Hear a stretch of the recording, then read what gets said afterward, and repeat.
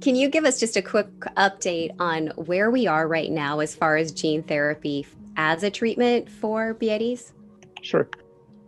One big obstacle when we started BCD gene therapy R&D work is that the very first thing, you actually need to develop a disease model that appropriately mimic BCD in human patients. At that time, there was a paper published on CYP4V3 knockout mice, but we did a little bit digging and realized that the knockout mice did not have the typical retinal degeneration seen in BCD human patients. So the knockout mice is not an appropriate disease model for BCD. Then I think this needs to go back to the study I participated 20 years ago. At that time, the fielding study used human patient samples to discover the gene. So now when we develop BCD gene therapy, we realize the transgenic mouse does not work for BCD.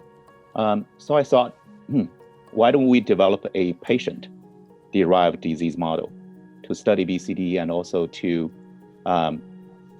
study the efficacy of potential gene therapy drug candidates. So that's actually give me some, some ideas or actually kind of experience in developing the disease model for BCD.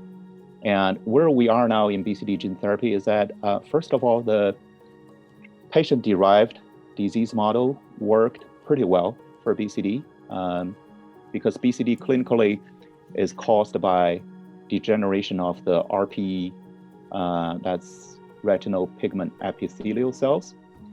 And in BCD gene therapy preclinical study, we saw that the RP cell death ratio of BCD patients' cell lines are several folds higher than healthy individual cell lines. So that's very significant. So we observed clinical significant phenotype in BCD patient cell lines. And then using the AAV gene therapy constructs we designed, these constructs actually significantly rescued BCD patient cell lines RPE cell death ratio. So as a patient, I see that's a pretty significant result.